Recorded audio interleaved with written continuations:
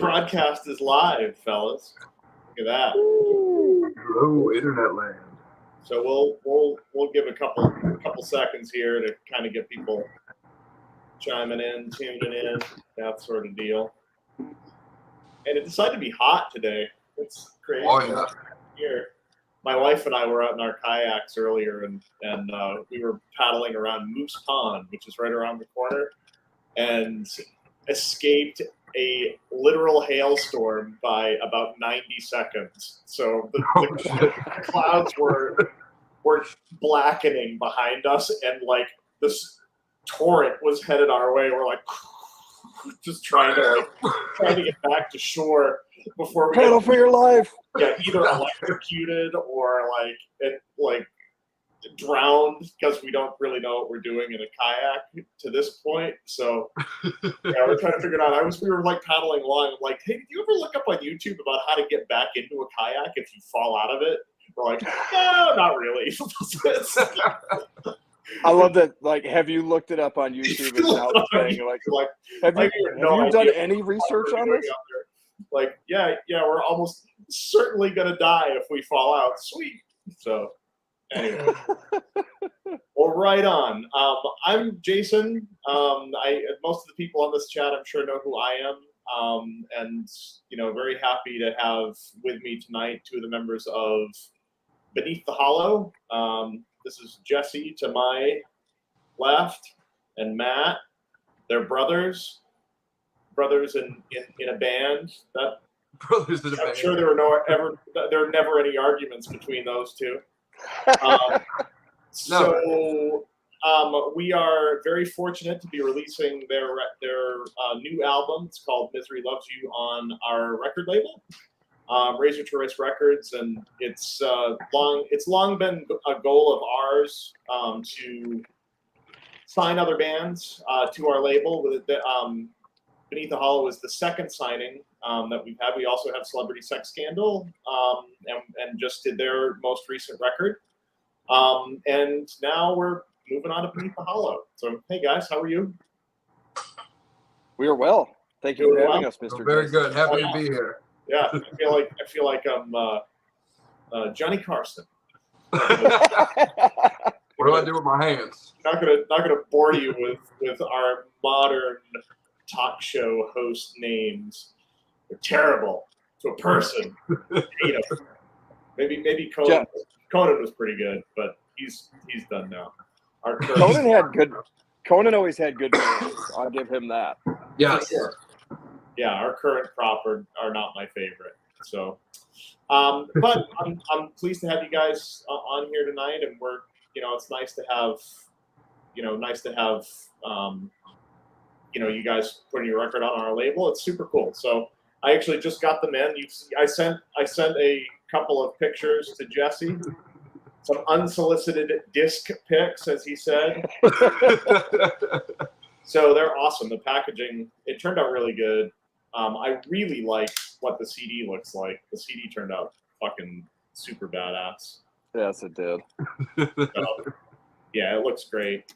And the packaging underneath, it's just a really cohesive, really pro-looking package. I love the work. We have all of our discs made by Copycats Media now, and which is a great company. And they are doing really good work. You kind of have to do really good work these days if you're going to make CDs, because if you don't do good work, there's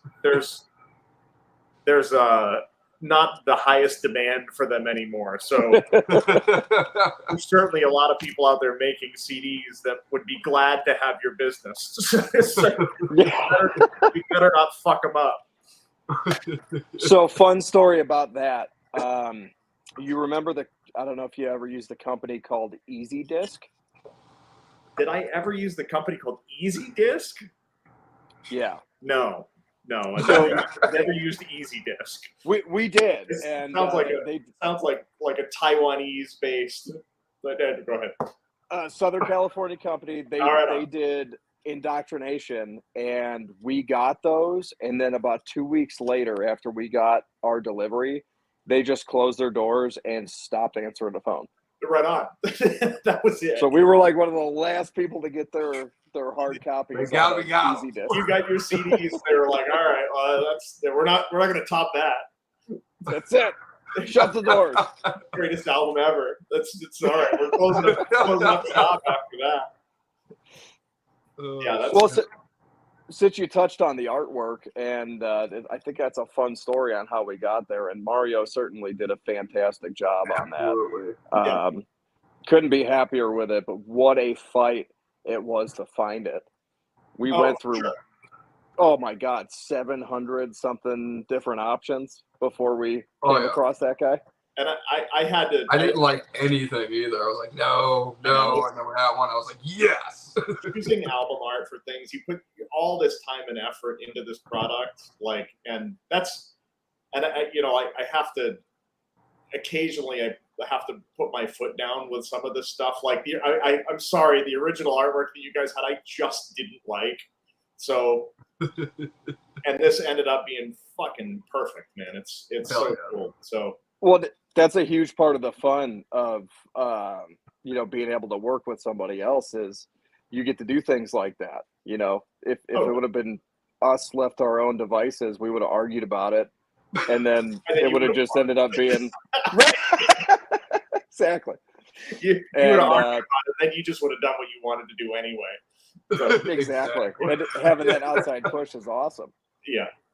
Well, listen, I enjoy this because I get to play, record executive, on some small scale. The idea with Razor to Wrist Records is that it grows into a real, fully functional, not that it isn't already, it is. It's a real record label, but I would very much like for it to grow into something that's enormous. So that's always been the goal, whether we get to that point or not. It has been a slow burn, but it is a progressively ascending burn, which I think you could say about like our bands and stuff. Like Dog Fashion just has kind of been like growing by this much, like for a while. So, if that's how the label goes too, that's fine. It's all good.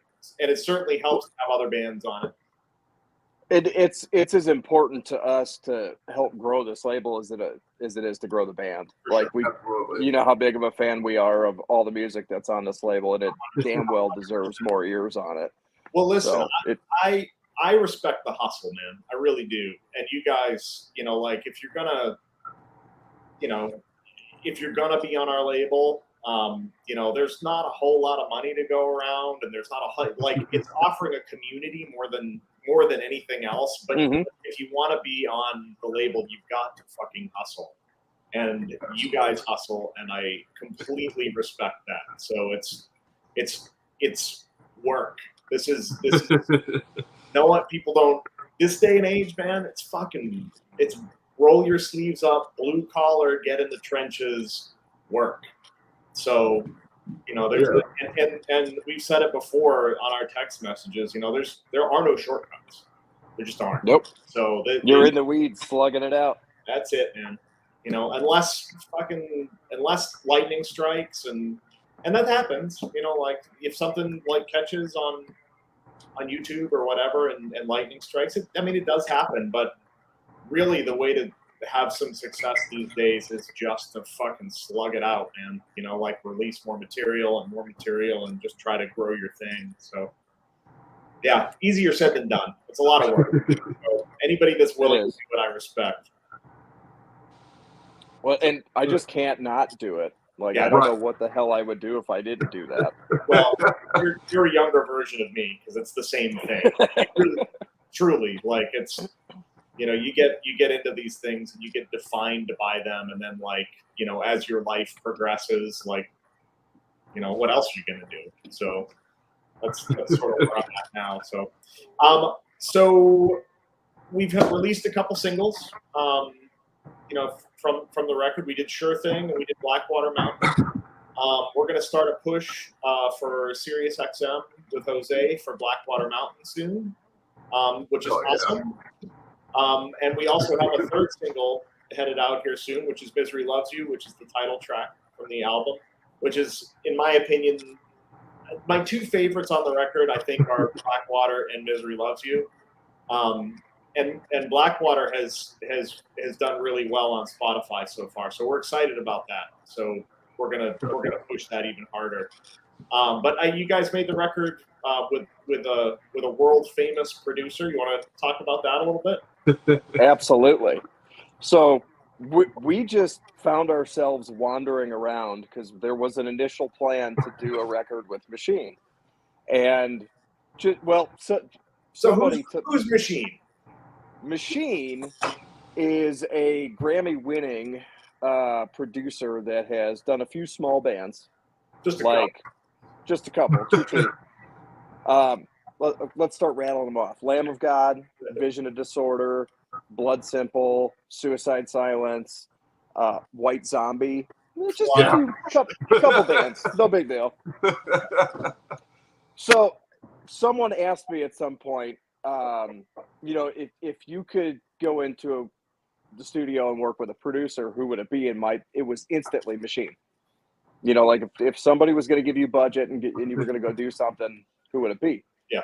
That was the only guy I could think of, because there's a lot of amazing producers out there, but that guy always makes a band sound like the best version of themselves. It's not like you go to him for Machine sound.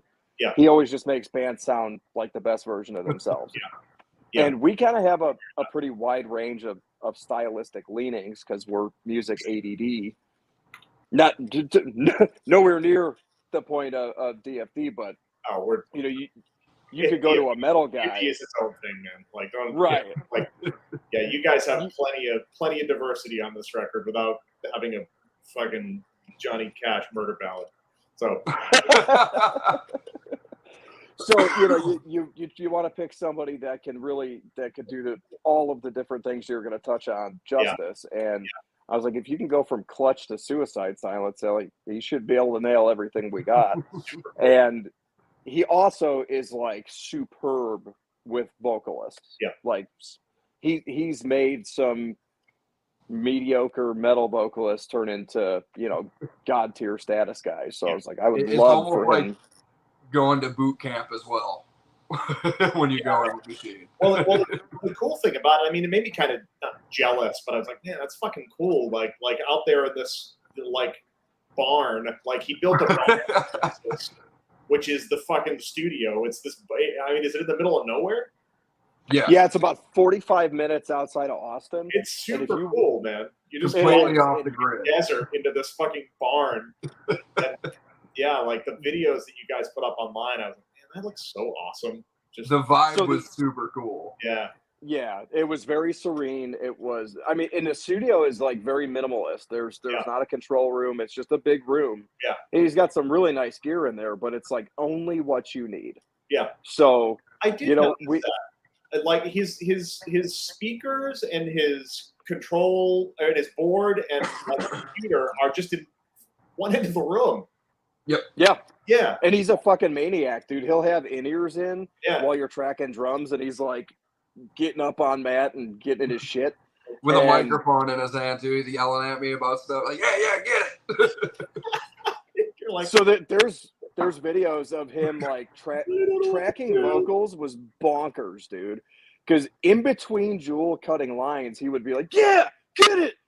In his shit, pumping him up. It was wild. Mickey, your bitch. It was like an over-caffeinated Ross Robinson. Oh my god, it was bad. He seems like a super cool guy. I've never met him. And he's giving you guys some love online too, which is great. Yeah. Absolute sweetheart, man. The guy is I mean, his technical skill is beyond everybody. When you're working with that level of bands, you're going to get quality.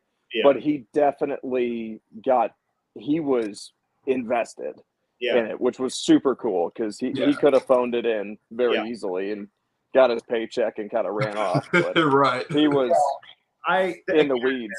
I mean, you want to work with people that give a shit.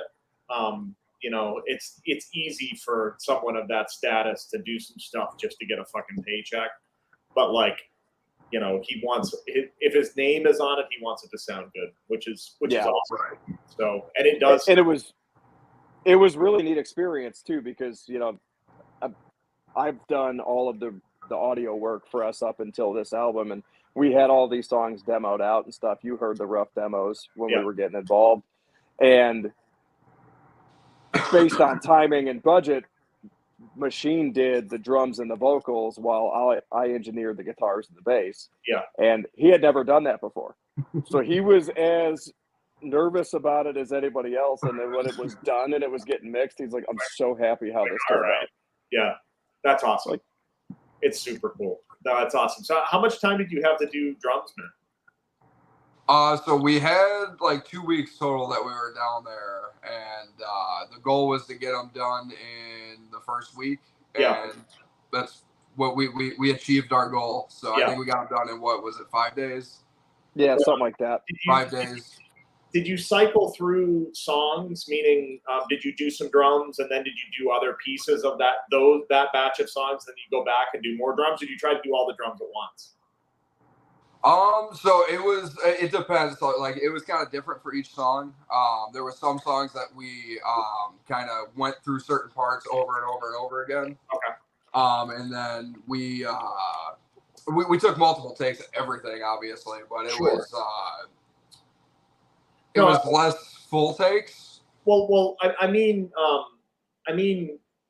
like how we do records now is like we'll have demos done, and then John will basically play finished drums to all of it, but we don't do them all we're not in the same area at once. Like my old band back in the day, like we made an album where we were all together like you guys were, and we all kind of collectively worked on the songs as they were happening. You know what I mean? Like we would cut some drums and then play some guitar and drum and whatever to that, and then sing on that, and then work on the next batch and kind of try to do it all, collectively instead of doing one piece at a time. Did you guys do focus on the drums and then the other stuff came after?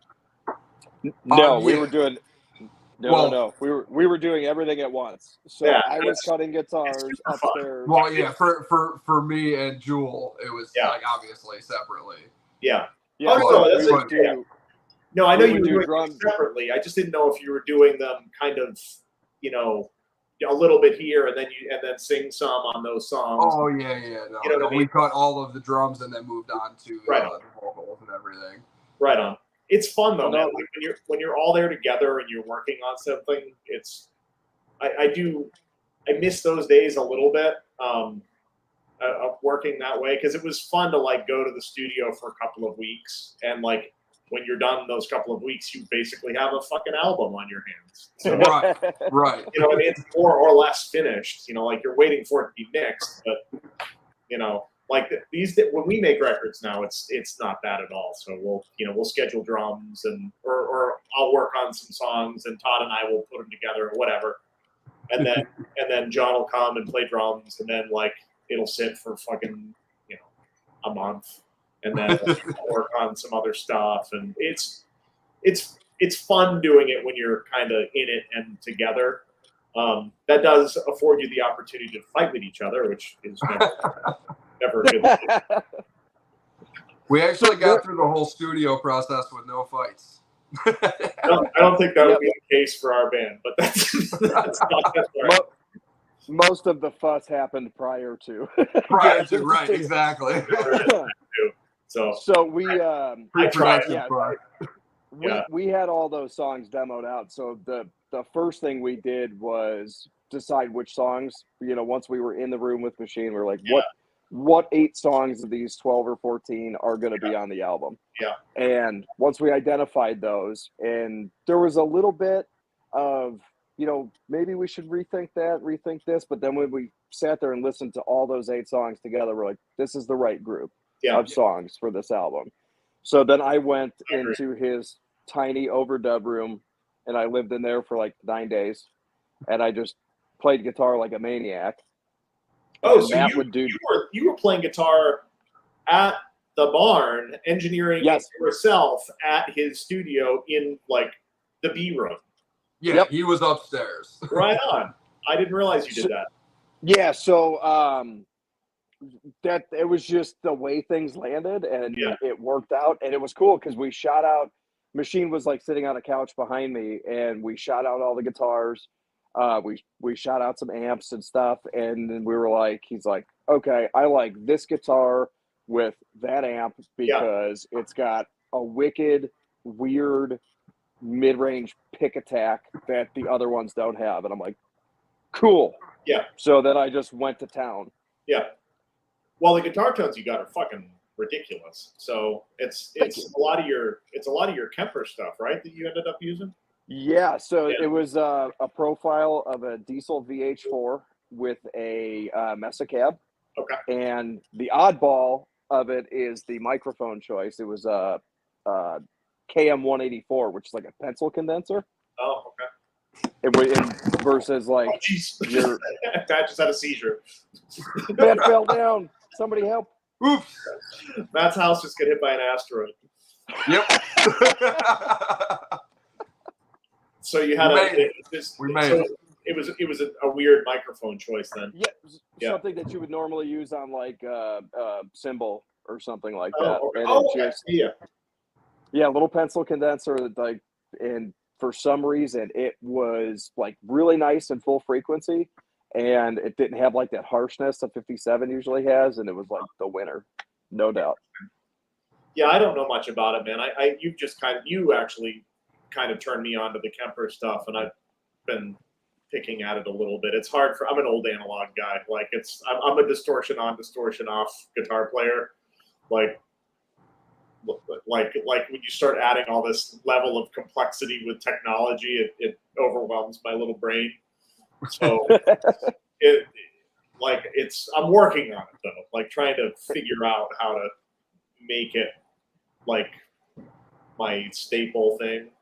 So what I love about the Kemper so much is it's as close to the analog world with all the ease of the digital as you can get. Dude, 100%. 100%. I like the last tour that Polka Dot did, I got more sound guys complimenting my tone, which is just like a stock tone out of the fucking Kemper that I tweaked a little bit. And it's just a line out of the back of the fucking thing, like just to them. So it's the world has changed in a dramatic way for what is possible now on a budget.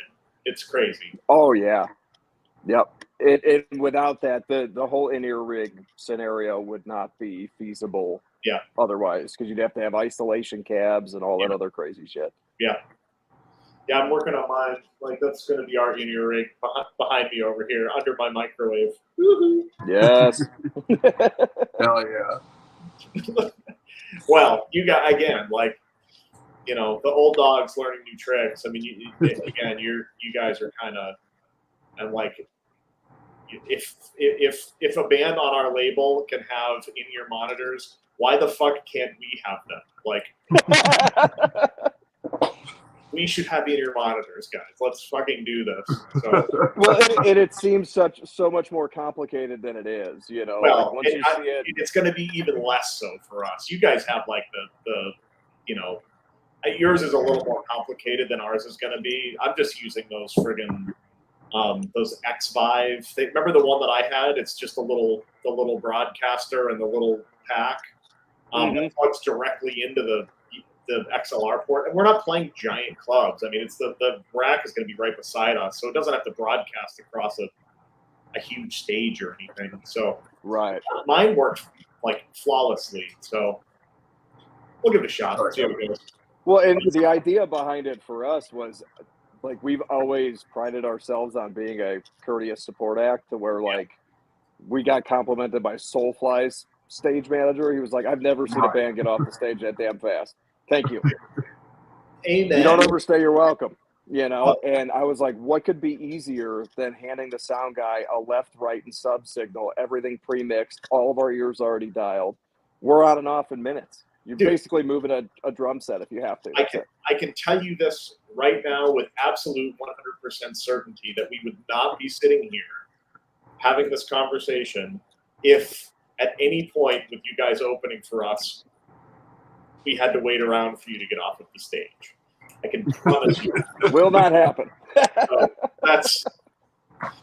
there's nothing more annoying to me than a band that fucking is opening for you that breaks their gear down while you're standing there waiting to set up. It is ridiculous. So you don't wrap cables on stage. Dude, you pull them all off, that shit and you wrap put it them on your later. pedal board and you wrap it over there.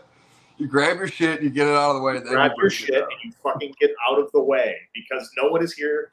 Well, not no one is here, but the band playing after you is the band that most of the people are there to see. So let's bingo. Yeah, you're there trying to convert. You're there trying to yes, and I've been on the other end of that way more. So like I never want anybody standing there waiting for me to wrap my fucking cables up. It's retarded. But yeah, Soapbox. so that's rule number one if Rule you want to be a number live band. Get the fuck Dude, out of the way. Rule number there are many. We should write a rule book, an opening band rule book. Would they read be it? on time, fucking be nice, and get the fuck out of the way. That's it. It's so Jules easy. he's never gonna be able to follow those rules. Dude, Jewel is the best, man. Like Jewel, just get that guy, just lead him like over here. Let him do his Julie stuff over there. Jewel over here. It's like it's like hurting a Yeti. We make it work though. He's a special. He's a lot of different guys. That Jewel. He's a special kind of guy. Oh shit. Yeah, he's funny. So he's working tonight. Yeah. Yeah, he is. He's cooking up? He is a most excellent chef. Yes. Like world-class trained guy. The story I always like to tell is the very first time he came up to jam with us, because he's from St. Louis. We're right outside Chicago, and we brought him in. He rode an Amtrak train in. I bring him to my house, and he's like, hey, I'm a chef. Are you hungry? We can make something to eat. And in my brain, there's nothing to eat in the house. Yeah. I'm like, well, we'll have to go to the store. And he's like, do you mind if I look around? Yeah. And this dude ripped shit out of my freezer and my cabinet and shit that I didn't even know I had. And all of a sudden, I've got like a 6-course meal on the table. And he did the same thing when we were staying with you guys. He's like, yeah, I'll whip something up. You're like, all right. And he's got like fucking like beans and like all this like witch's brew stuff like happening in a pot, and it's like delicious. So you won't eat until 11 o'clock at night, but it'll probably be the best meal you've ever had. But it's gonna be great. Yeah, he's the best. And when we were staying there, actually just thought something really fun. So we came through, and we were actually playing with you guys, and we were kind of breaking in a live drummer and trying to figure out how that was going to go. And we had, I wish that I had the pictures. Remember we set up a drum set in the basement with like, yes. You remember Alex? It was like drum scraps. Dude, it was literally like, it was like Jewel putting together a meal out of nothing. It was literally like we had, I don't know what Alex, he was like sitting on an office chair, and like, it was just the most ridiculous thing. Hey, yeah, it was a weekend. We did a weekend in Bradley, and there was songs you guys hadn't rehearsed yet. So all of our gear was at Bradley. That's right. That was the weekend that we had to have our friend Alex play drums for. Alex learned like fucking 30 DFD songs in 3 days to play that show. So anyway. And it was like just pulling spare parts off the shelf going, I think I got another snare drum around here somewhere. Like a broken splash cymbal. pretty funny. So make sure it gets done. So what does Dan do for a living? Dan, our bass player, is a CDL driver. He drives a dump truck for a living. Right on. Where the fuck is he? He's not driving a dump truck right now. He must be. I don't know what happened to him. He usually shows up. He's trucking.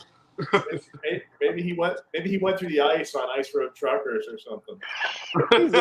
Oh God, he's in Alaska. He's in Alaska doing some shit. He's Some lost. top secret Ice Road trucking. Yeah, it's crazy, man. Like up here, I live in Maine. It was like a month ago there was snow on our fucking ski hill still, and now it's suddenly turned into summer. I prefer the snow. I do. You guys get plenty of that there. Yeah. Although you don't have any ski hills. No. Nope. It's flat. I mean, we could pull you on a pickup truck and you could ski if you want. We have all the snow, none of the fun. Yeah, all the snow, none of the fun. That is and all the taxes. That is not a great recipe. No. A lot of snow shovels around Florida, but not Florida. A lot of snow shovels around Chicago, but not many skis. No. Right on. That's funny. Well, cool, guys. I'm super excited about this record. So, yeah, once again, for people that have just joined, I see some more folks coming on. I'm Jason. I'm from Razor to Wrist Records and Dog Fashion and Polka Dot and all those bands. And we're here tonight with a couple of guys from Beneath the Hollow, and we're talking about their new record. It's called Misery Loves You, which is coming out on Razor to Wrist Records at the end of the month. They have a new single that's going live in a few days called Misery Loves You, which is the title track from the record, which I said earlier is my favorite from the record. One of my favorites. There's a bunch of great songs on here.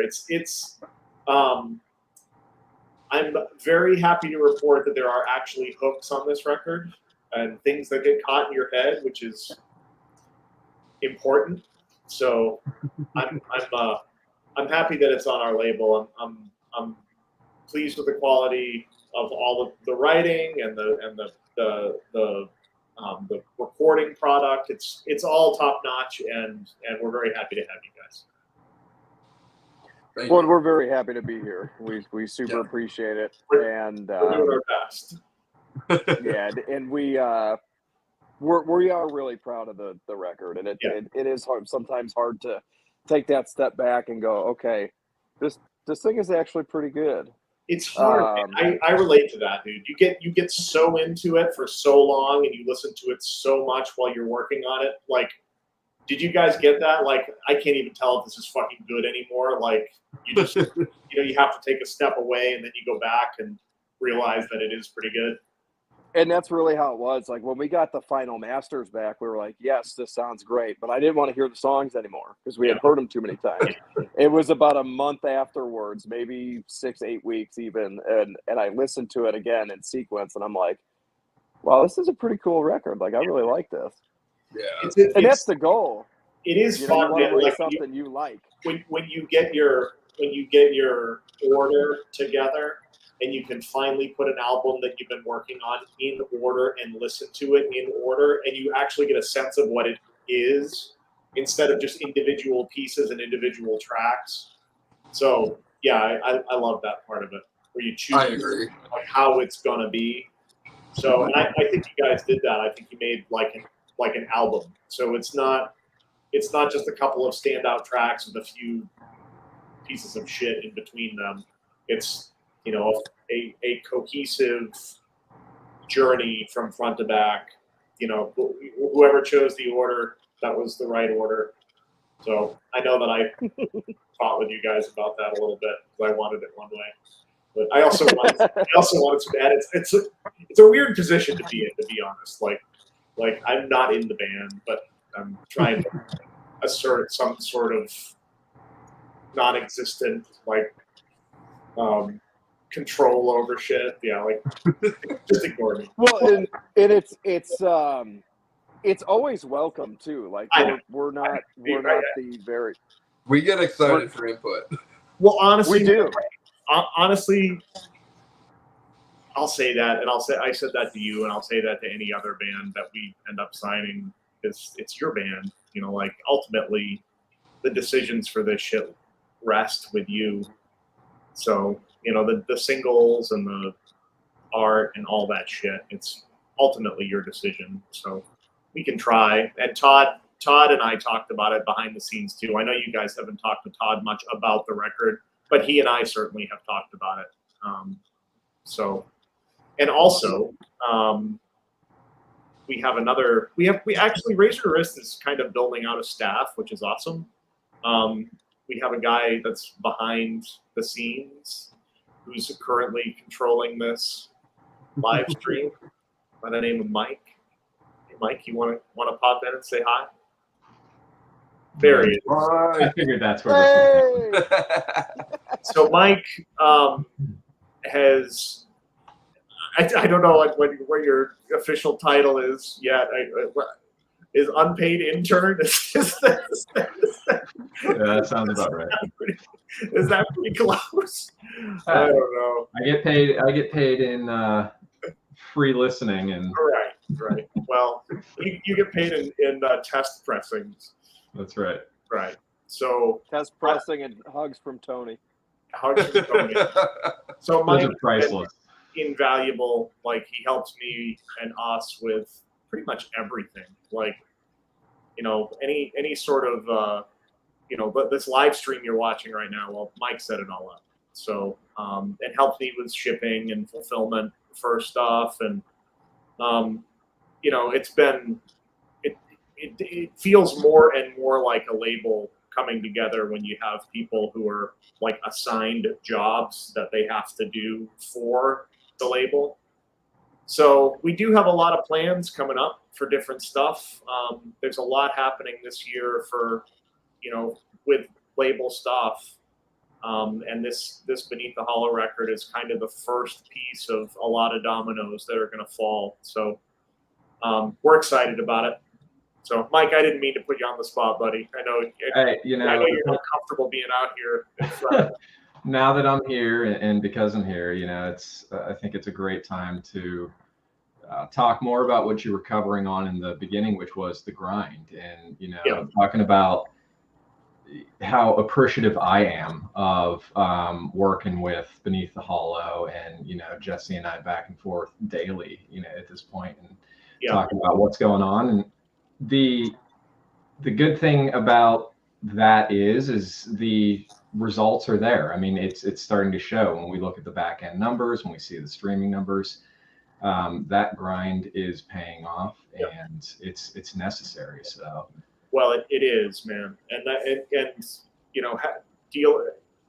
having a band that we're not in willing to do the work is great. So, I'm not saying anything negative about our other bands or Celebrity Sex Scan or any of those. Like all of the bands do work. And we respect and appreciate all of it. I will say that Beneath the Hollow and Jesse in particular, with this project, you've been fucking Johnny on the spot with all of it. So it's a lot of effort, man. And it's a lot of effort that doesn't really get seen by anybody that's not paying attention. And I relate to that. I get it, because there's a lot of stuff that has to happen behind the scenes to make whatever people see happen. So, absolutely, we appreciate that, man, and my whole crew is working hard behind the scenes too. I know Mike doesn't get to interface with them much, but a lot of the stuff, especially the meme fest that's been going on social media lately has been fed to me by, at least spearheaded in part by Matt, and the guys are all pushing. And to us, this dude. we really looked at this like, we got picked up by a label. I have more help than I've ever had. You guys have a plethora of experience that I don't, and you got us to the starting line. That doesn't mean you don't stop working. I think we work hard, but we're hungrier and pushing harder than ever. Well, 100%, man. And again, like some of the like our business to this point, it's basically been like trying to, like my initial thought when we were trying to sign other bands was, hey, let's take some of these other bands that we know and like and we'll run them through the same sausage factory that, you know, we run DFD through, or we run Polka Dot Cadaver through, and have the same sort of things happen. And it's been an educational experience for us, because the same, like, different stuff has happened. Like, it's not the same thing. So it's like the math changes depending on the group, which is interesting. So it's certainly been a learning experience for us, for sure. I know I think Mike would agree with that as well. So yeah, absolutely. I mean, there's a lot of what Beneath the Hollow's doing here that's, you know, I still need to pick Jesse's brain on, and the last couple months has helped me learn more of what to do for any of the band's next releases on the label. Well, I agree with that. And honestly, man, I see a future where maybe even, you know, I would try to recruit you guys to help with some other stuff that even you're not involved with. So we'd be more than happy to do it, man. I know you would. So the collective is the point. The whole idea of Razor to Wrist Records is the collective. Honestly, it's building, like I said earlier, it's building a community around, you know, like-minded people who are in bands that we like, who are willing to help the cause of all of it. So, you know, and if one does well, it only helps the others. So that's, you know, that's the idea anyway. Yeah, and I always love the idea of having, you know, all of the Razor to Wrist catalog, and to have that on our merch table when we're out doing stuff. Like, I love all these bands. Like, this is the shit that I listen to most of the time. You know, like, when you're trying to figure out how to do distribution and shit, that was one of my, I mean, like, an idea I had forever ago. Like, hey, what if we had 10 bands that were signed to our label and all of them sold everybody else's shit? Well, that's sort of like distribution if everybody's on tour. Like, you know, it's I mean, it's like the old Discord model. I don't know if you guys are familiar with Discord Records in DC, or anybody? No, probably not. I've heard it. That's really aging us, Mike.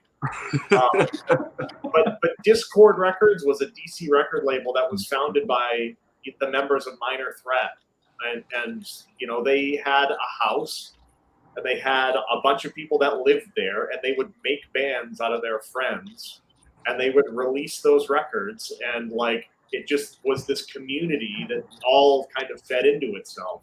Super cool. Oh yeah. Some of my favorite bands ever, like, were part of that. Fugazi came out of that, and there's a band called Beefeater that I really liked, and there's a band called Rites of Spring that was awesome. But I mean, like not that you guys would ever know those bands. Well, but it's a model that it's a model that didn't work for a long time with the major industries, and now it's kind of a little bit more distributed, a little bit more possible. Sargent House is another recent one that's doing it that way, where, you know, they kind of shepherd bands in, and it's more of a family atmosphere. So yeah.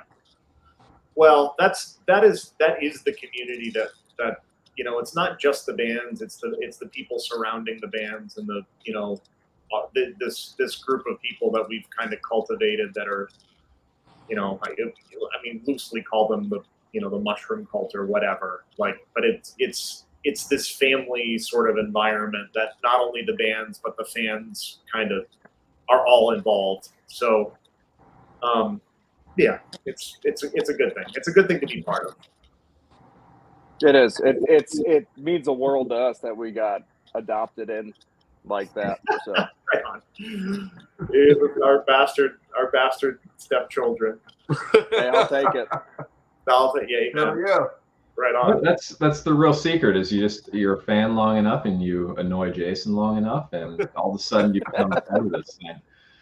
Well, I can't take it. Like, Todd wanted to sign you guys, like, first and foremost. So let's give credit where credit's due here. He's like, should we do Beneath the Hollow's record? It's like, all right, if you think that's a good idea, let's do it. So yeah, great decision.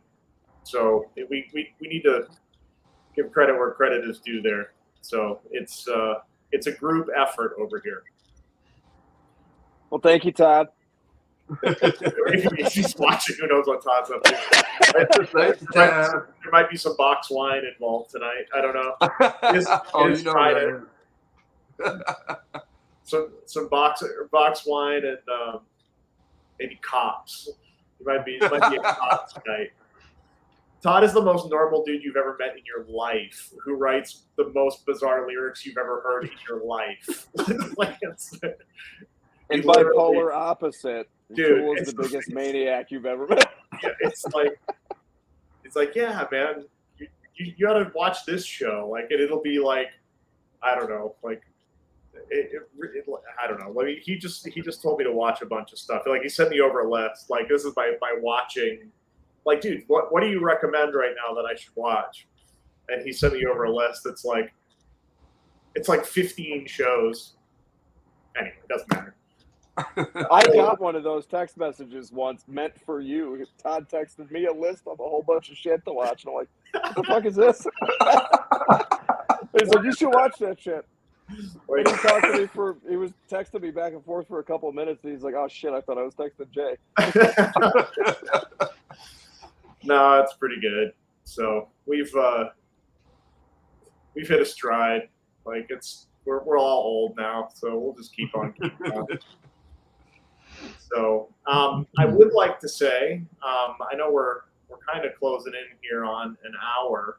Before we wrap things up, if you haven't pre-ordered the record yet, it is available right now for pre-order at razor2wrist.com, along with some great shirts, and there's a really cool hat that's there. And we tried to keep the bundles inexpensive, so everybody could get it. And we really would appreciate the support. So it's hard to sell CDs to people these days, for obvious reasons. And if you don't want a CD, get a shirt, or help out the cause in some way, because recording at Machine Studio isn't free, and getting the CDs isn't free, and buying the merch isn't free. So it's all, there's an unfortunate monetary necessity in owning and operating a record label. Like, you can't spend money forever and not earn any. So if anybody feels like supporting the cause and grabbing a shirt or the CD and a shirt, that'd be fucking great. So it's at razor2wrist.com. You'll see, I think Mike put this all right here. This is some shirts, and other side. Oh. So there's some shirts, and I don't know if everybody gets my joke. Like, I really pushed for this shirt. Like, it says misery. We have Misery Loves You. It's the fucking typewriter from the movie Misery, and the sledgehammer and the foot from Misery. I loved it. Misery Loves You. I mean, come on. Hell yeah. It's falling flat. I don't know if it has or it hasn't, but maybe people just aren't paying attention, because that's a fucking great shirt. Eventually, people will put it together. Oh, I've gotten compliments on it. Like, I've had some real, like, big time book readers hit me up and go, guys, that was good. That was slick. Yeah. I like you. I keep tagging Stephen King in it. One day we'll get sued, and it'll be worth it. Hey, so Rob Queen just said we should watch My 600-Pound Life. Rob, you are fucking right. That is a great show. That is a good one. You could have lost 30 pounds this week if you just stop eating food. Yeah. They, as like with a 2-liter of fucking Mountain Dew, like. Yeah. Cool. Good. Yeah, my buddy Rob Queen out there. Hey, buddy. Nice to see you joining in, man. It's what up, another Rob? dude that Rob, puts out badass records. Is one of the fucking greatest people on earth. So we also love us some Rob Queen. Yeah. Hell yes. And any other questions? There's a few in here. When's it coming out pre-order? It is It is. It's out. The pre-order's out. The album comes out on the 23rd. I had to look at my board. So I have a whiteboard with all sorts of top secret shit on it. That's right there. The secret need to get you to turn that camera a little bit. There's quite a few things on there that people are going to be excited about, I think. So, right on. So Jewel is certainly special, and he most definitely is a badass cook. Rick Lancaster, who's Rick? Oh, Rick Lancaster is a good buddy. Yeah. Been playing shows with him for years in the Chicago area. So right he's in a band called Extraction Point, like really wild thrash death stuff. Excellent. Nice. Right on. Want me to read down through some of these, and we could. Yeah. We'll do rapid fire answers. All right. All right. I'm scrolling up. Let's do this thing. Zip ties. I don't know what that means. All right. You should always have ending at the airport. Get the fuck out. Okay. Is Beneath the Hollow to be playing with Polka Dot Cadaver on any of the fall tour dates? Yes. I think so. You guys are on some of those. Yes. We're doing 3 of them with you guys. We're doing Michigan, Wisconsin, Illinois. Yep. Right on. I wish there's more of those. Well, let's talk about it. Maybe we can swing. Let's talk about it. I think they wish there were more of those too. Right on. It's that's not my department, unfortunately. Well, I'll call the other guy. Yeah, I could. I'll call the other guy.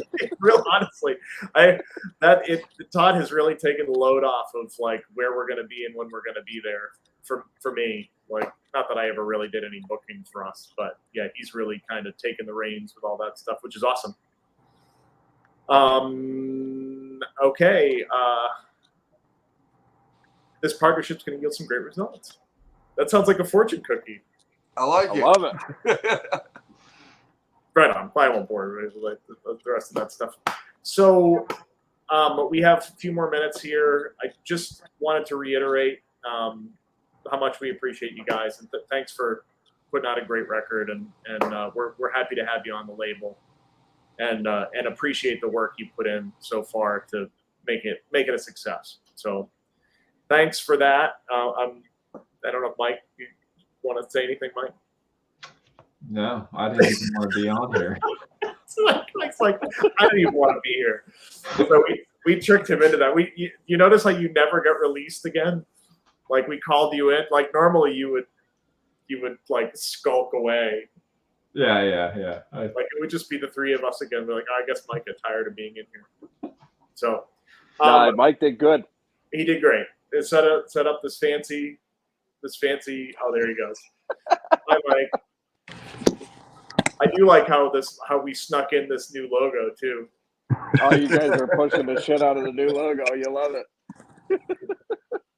That wasn't me. It don't look bad. It's fucking awesome. It's not I'm bad. not gonna complain. It's killer. It's a great logo. Pretty sharp. It's super cool, man. They all looked good once they came back with getting all cleaned up and shit. Yeah, and then you guys just won't let your old one go. But that's okay. You can hold on to that old one forever. Oh yeah. It's like Coca-Cola. You don't change your logo. Coca-Cola, man. Yeah, right on. Well, listen, guys, I don't want to keep everybody for a real long time. We have 5 more minutes here before the hour is up, and again, so if everybody could log on to razortowrist.com and take a look at the shirts, and if you want to grab one, that would be fucking awesome. And there's quite a few bundles in there that are all reasonably priced. So we like I said, we tried to keep the cost down so people could hear and enjoy the record for not a lot of money. Basically, as much as buying a cup of coffee. So, all right, I'm gonna push one more thing here, which is it is Bandcamp Friday, And we used today to release Beneath the Hollows pre-order. The benefit of that is, first of all, you get high-res digital, but the band gets all the proceeds. So if you please order a t-shirt, please grab that stuff. But if you like the digital as well, grab the digital. I see a pussy. It's a big fat one. I see a fat pussy. That's the cat that adopted me.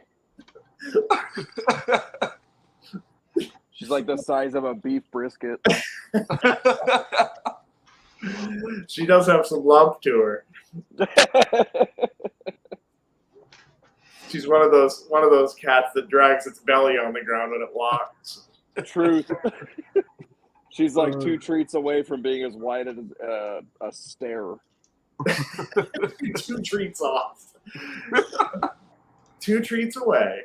I got it perfectly calculated. Well, fellas, I'm going to wrap things up here. I appreciate you guys taking the time to get on tonight. Mike, thank you for setting this up. And thanks to the guys. And everybody's going to like this record. So we're pleased. We can't wait. We can't wait for everybody to hear it all. So yeah, absolutely. Well, thank you guys for having us. We really appreciate it, and everybody that supported it, and everything. We do appreciate everybody. Thank you all very much. Yep, means a lot to us, and we want to do another one for you. So absolutely, pick up one of them t-shirts. Kick ass. All right, everybody. Mike, you want to wrap this turn? Au revoir.